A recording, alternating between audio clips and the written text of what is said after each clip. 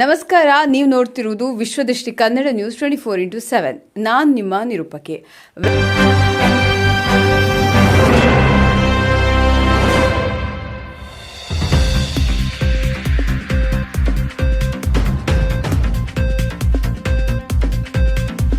ವಿಜಯಪುರ ಜಿಲ್ಲೆಯ ಹೊರ್ತಿ ಗ್ರಾಮದಿಂದ ಇಂಚಿಗೆರೆ ಗ್ರಾಮಕ್ಕೆ ಸಂಪರ್ಕ ಕಲ್ಪಿಸುವ ಪ್ರಮುಖ ರಸ್ತೆ ಸಂಪೂರ್ಣ ಹದಗೆಟ್ಟಿದ್ದು ಸಾರ್ವಜನಿಕರು ತೀವ್ರ ಸಂಕಷ್ಟ ಅನುಭವಿಸುತ್ತಿದ್ದಾರೆ. ರಸ್ತೆ ಗುಂಡಿಮಯವಾಗಿರುವ ಕಾರಣ ಪ್ರತಿದಿನ ಸಂಚರಿಸುವ ವಾಹನ ಸವಾರರು, ರೈತರು, ಶಾಲಾ ವಾಹನಗಳು ಹಾಗೂ ಪಾದಚಾರಿಗಳು ಜೀವವನ್ನು ಕೈಯಲ್ಲಿ ಹಿಡಿದು ಸಂಚರಿಸುವ ಪರಿಸ್ಥಿತಿ ನಿರ್ಮಾಣವಾಗಿದೆ.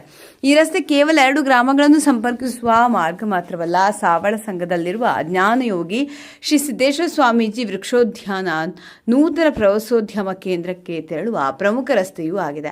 ಪ್ರತಿದಿನ ನೂರಾರು ಪ್ರವಾಸಿಗರು ಈ ಮಾರ್ಗವನ್ನು ಬಳಸುತ್ತಿದ್ದು ರಸ್ತೆ ದುಸ್ಥಿತಿಯಿಂದ ಅವರಿಗೆ ಸಾಕಷ್ಟು ತೊಂದರೆ ಉಂಟಾಗ್ತಿದೆ.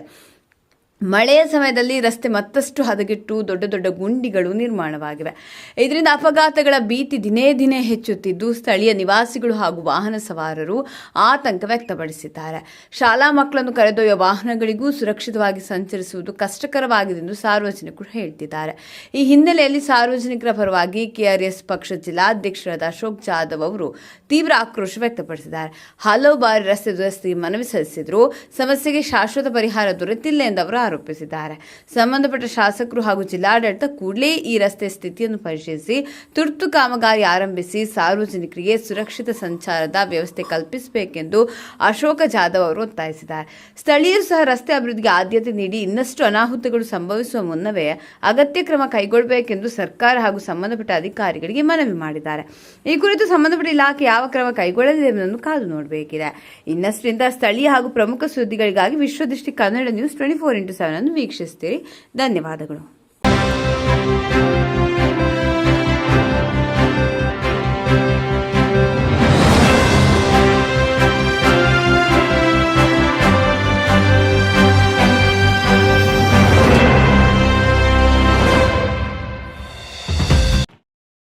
ನಮಸ್ಕಾರ. ನಾನು ಕೆಆರ್ಎಸ್ ಪಕ್ಷದ ಜಿಲ್ಲಾಧ್ಯಕ್ಷ ಅಶೋಕ್ ಜಾಧವ್, ಹಾಗೆ ನನ್ನ ಜೊತೆಯಲ್ಲಿ ಇಂಡಿ ತಾಲೂಕಿನ ಪ್ರಧಾನ ಕಾರ್ಯದರ್ಶಿ ಆಗಿರುವಂಥ ಸುನೀಲ್ ಅವರು ಕೂಡ ಇದ್ದಾರೆ. ಇವತ್ತು ನಾವು ಎಲ್ಲಿ ಬಂದಿದ್ದೀವಪ್ಪ ಅಂತಂದರೆ, ಇವತ್ತು ಇಂಡಿ ಹೊರ್ತಿಯಿಂದ ಇಂಚಗೇರಿಗೆ ರಸ್ತೆ ಮೇಲಿದ್ದೀವಿ.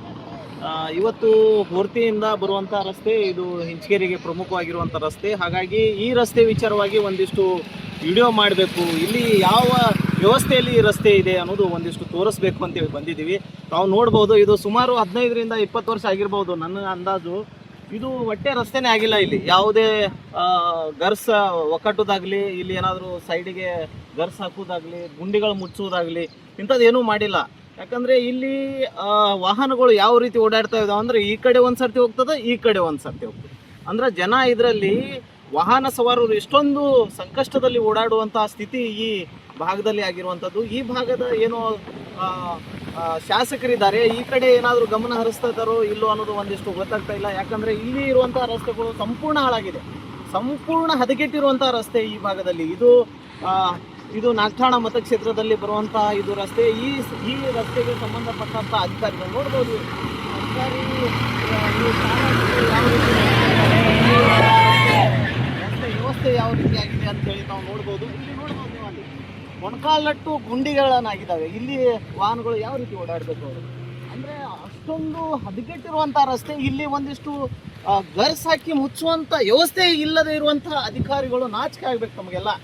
ಯಾಕಂದರೆ ಇಲ್ಲಿ ವಾಹನ ಸವಾರರು ಎಷ್ಟೊಂದು ಪರದಾಡುವಂಥ ಸ್ಥಿತಿಯಾಗಿದೆ ಅಂದರೆ ಅವರಿಗೆ ಹೇಳಲಾರದಂತಹ ಸ್ಥಿತಿಯಲ್ಲಿದ್ದಾರೆ. ಭಾಳಷ್ಟು ಕಡೆಗಳಲ್ಲಿ ತಾವು ನೋಡ್ತಾ ಇದ್ದೀರಿ. ಈ ಭಾಗದಲ್ಲಿ ನಾಗಠಾಣ ಮತಕ್ಷೇತ್ರ ಆಗಲಿ, ಚಡ್ಚಣ ಭಾಗದಲ್ಲಿ ಇರುವಂಥ ರಸ್ತೆಗಳು ಸಂಪೂರ್ಣವಾಗಿ ಹದಗೆಟ್ಟಿರುವಂಥದ್ದು. ಮತ್ತು ಇದು ಸಾವಳ ಸಂಘದಿಂದ ಇಂಚಗೇರಿ ಸಾವಳ ಸಂಘ ಅಂತೇನಿಲ್ಲ, ಹೊರ್ತಿಯಿಂದ ಇಂಚಗೇರಿವರೆಗೂ ಪೂರ್ತಿನೇ ಹದಗೆಟ್ಟಿರುವಂಥ ರಸ್ತೆ ಇದು.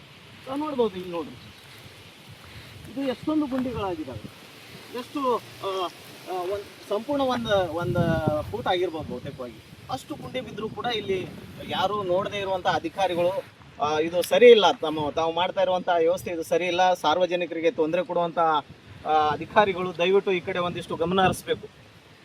ಇವಿಷ್ಟು ನಮ್ಮ ವಿಚಾರವಾಗಿದೆ. ದಯಮಾಡಿ ತಮಗೆ ಕೈ ಮುಗಿದು, ಜನರ ಪರವಾಗಿ ತಮಗೆ ಕೈ ಮುಗಿತೀವಿ. ಯಾಕಂದರೆ ಜನರು ಸಂಕಷ್ಟದಲ್ಲಿ ಓಡಾಡ್ತಾ ಇದ್ದಾರೆ.